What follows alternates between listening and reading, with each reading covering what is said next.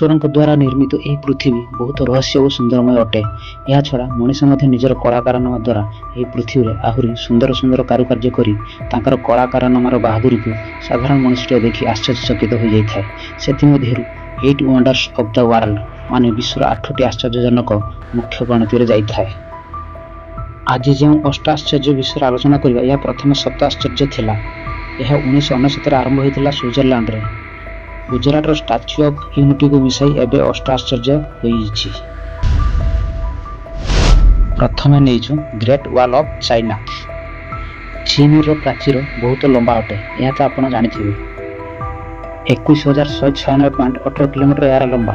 ଏହି ବିରାଟ ପ୍ରାଚୀର ନିର୍ମାଣ କୌଣସି ଗୋଟିଏ ଶାସକ ତିଆରି କରିପାରିନଥିବେ। ଏତେ ବଡ଼ ପ୍ରାଚୀରକୁ ତିଆରି କରିବା ପାଇଁ ପ୍ରଥମେ ଖ୍ରୀଷ୍ଟପୂର୍ବ 221ରେ ସମ୍ରାଟ କନ୍ ସି ହୁଆଙ୍ଗ ନିର୍ଦ୍ଦେଶ ଦେଇଥିଲେ। ଏହାକୁ ନିର୍ମାଣ କରିବା ପାଇଁ ପ୍ରାୟ 2000 ବର୍ଷ ଲାଗିଯାଇଥିଲା। ଏହାର ନିର୍ମାଣ କାର୍ଯ୍ୟ ପାଇଁ 25ରୁ 30 ଲକ୍ଷ ନିର୍ମାଣ ଶ୍ରମିକ ଲାଗିଥିଲେ।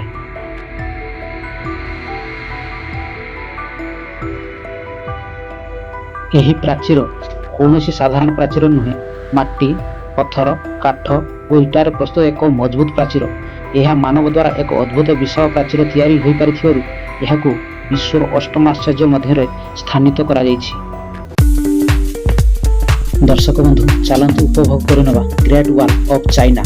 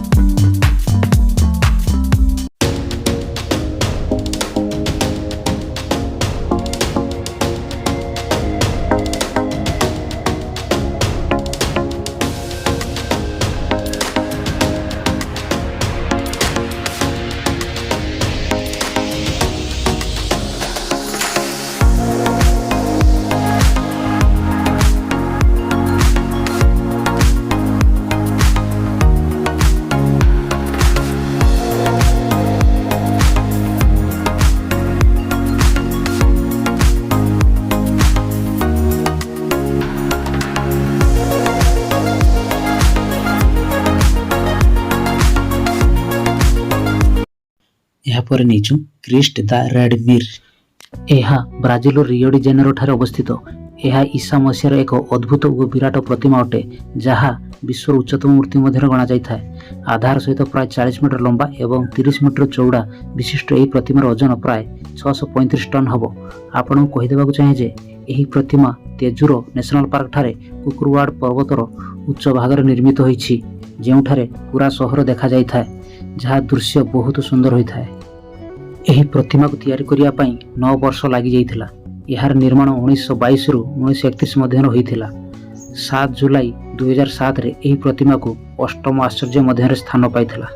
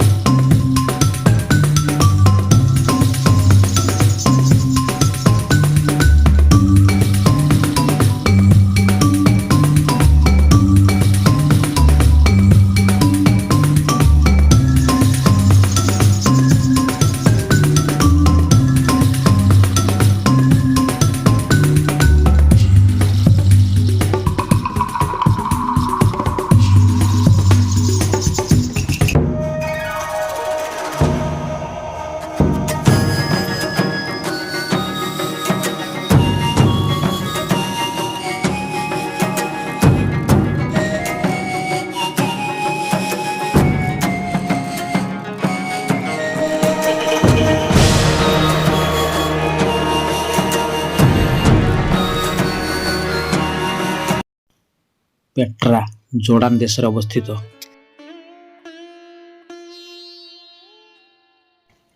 ଜର୍ଡାନ ଦେଶର ଐତିହାସିକ ସହର ପେଟ୍ରା, ଯେଉଁଠି ବଡ଼ ବଡ଼ ଚଟାଣ ଓ ପଥରର ଖୋଦିତ ଘର ପାଇଁ ପ୍ରସିଦ୍ଧ। ଏହି ସହର ପୁରା ପାହାଡ଼କୁ କାଟି ତିଆରି କରାଯାଇଛି। ଏହାର ନିର୍ମାଣ କାର୍ଯ୍ୟ ଖ୍ରୀଷ୍ଟପୂର୍ବ 1200ରେ ଆରମ୍ଭ କରାଯାଇଥିଲା। ଏଠାରେ ବିଭିନ୍ନ ପ୍ରକାରର ପଥରରେ ଖୋଦିତ ମହଲ ଦେଖିବାକୁ ମିଳେ। ଏଠିକାର ପଥରର ରଙ୍ଗ ସବୁ ଲାଲ ଅଟେ। ଏହାର ଖୋଦିତ ସୁନ୍ଦର କାରୁକାର୍ଯ୍ୟ ପାଇଁ ଏହି ନଗର ପର୍ଯ୍ୟଟନ ସ୍ଥଳ ପାଇଁ ପ୍ରସିଦ୍ଧ ଲାଭ କରିଛି। ଏତେ ସୁନ୍ଦର ଓ ଆକର୍ଷଣ ହୋଇଥିବାରୁ ଏହାକୁ ଅଷ୍ଟମ ଆଶ୍ଚର୍ଯ୍ୟରେ ସ୍ଥାନ ଦିଆଯାଇଛି।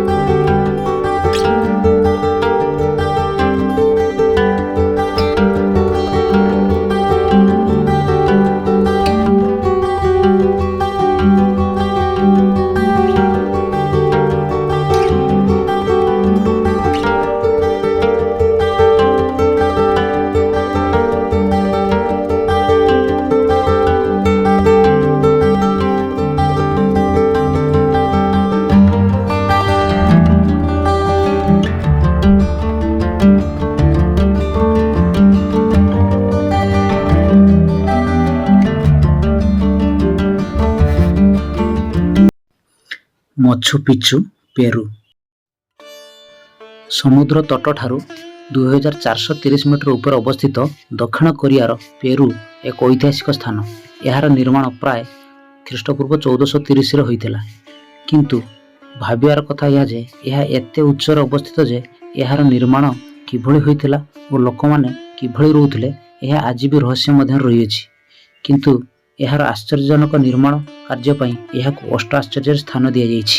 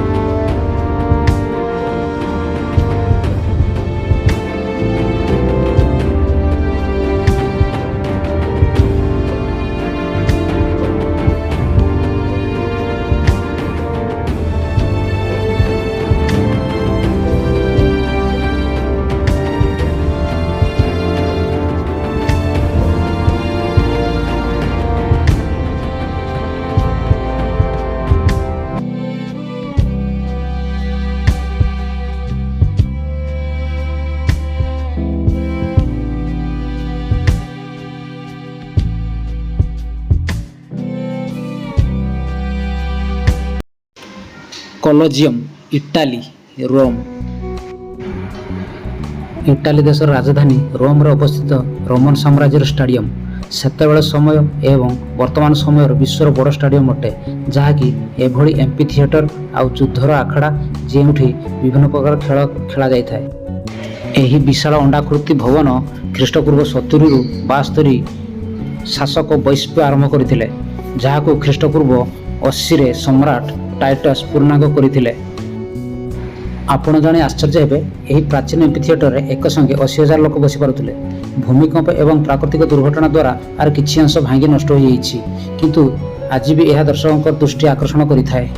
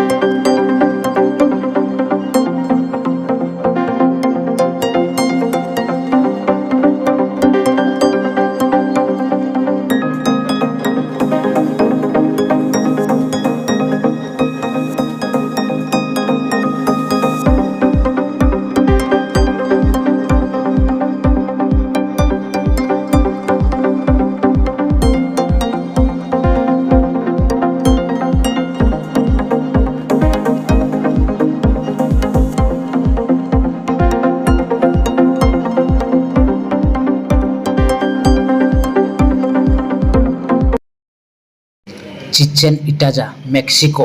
5 କିଲୋମିଟର ପରିଧି ମଧ୍ୟରେ ଅବସ୍ଥିତ ଏହି ପିରାମିଡ ମେକ୍ସିକୋର ସବୁଠାରୁ ପୁରାତନ ଏବଂ ବିଶ୍ୱ ପ୍ରସିଦ୍ଧ ମାୟାନ ମନ୍ଦିର ଅଟେ, ଯାହାର ନିର୍ମାଣ କାର୍ଯ୍ୟ ଖ୍ରୀଷ୍ଟପୂର୍ବ 600ରେ ହୋଇଥିଲା। ଏଠାରେ ବହୁତ ଗୁଡ଼ିଏ ପିରାମିଡ, ମନ୍ଦିର ଓ ଖେଳ ପଡ଼ିଆ ତିଆରି କରାଯାଇଥିଲା। ପିରାମିଡର ଚାରିପାର୍ଶ୍ୱରେ ପାହାଚମାନ ତିଆରି କରାଯାଇଛି, ଯାହାର ଚାରିପାର୍ଶ୍ୱର ପାହାଚ ମିଶାଇ ସମୁଦାୟ 365ଟି ପାହାଚ ଅଛି, ଯାହା ଏକ ବର୍ଷର 365 ଦିନର ପ୍ରତୀକ ଅଟେ। ପ୍ରାଚୀନ କଳାକୃତିକୁ ସଂରକ୍ଷିତ ରଖିଥିବା ଏହି ଜାଗା ବିଶ୍ୱର ଅଦ୍ୱିତୀୟ ଅଟେ। ଏହା 8 ଆଶ୍ଚର୍ଯ୍ୟରେ ସ୍ଥାନ ଲାଭ କରିଛି।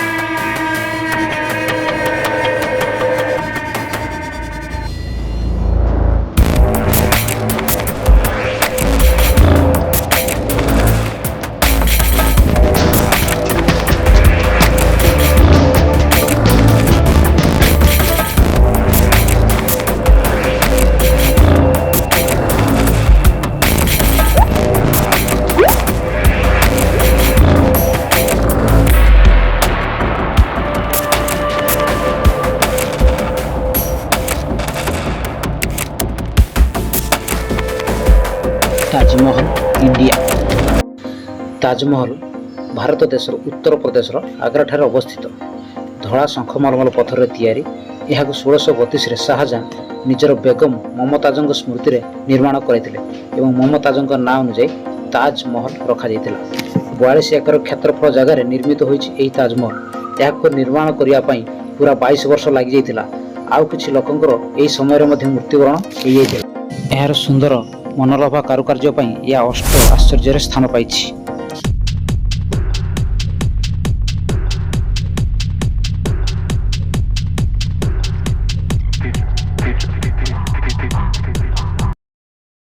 Statue of unity India. Sardar Vallabh Bhai Patel विशाल प्रतिमूर्ति अष्ट आश्चर्य मध्य स्थान पाइछि। सरदार वल्लभ भाई पटेल भारतर प्रथम उप प्रधानमंत्री एवं प्रथम गृहमंत्री समर्पित अटे यही प्रतिमूर्ति। यह भारतर गुजरात राज्य अवस्थित। यह हूँ विश्वर सबुठार उच्चतम प्रतिमूर्ति जार लंबा 182 मीटर। यही विशाल प्रतिमूर्तिर निर्माण कार्य 31 अक्टोबर 2013 आरंभ हो 31 अक्टोबर 2018 सरदार पटेल जन्मदिन अवसर में यार उद्घाटन करा जायतिला। दर्शक बंधु यह ही थिला अष्ट आश्चर्य बा 8 वंडर्स ऑफ द वर्ल्ड। जदि वीडियोटी भल लगी थाए ताहले लाइक कर दियंतु, कमेंट करंतु एवं चैनल को सब्सक्राइब कर नियंतु नुआ नुआ वीडियो देखि पारे। वीडियोटी संपूर्ण देखिथिबारु बहुत बहुत धन्यवाद।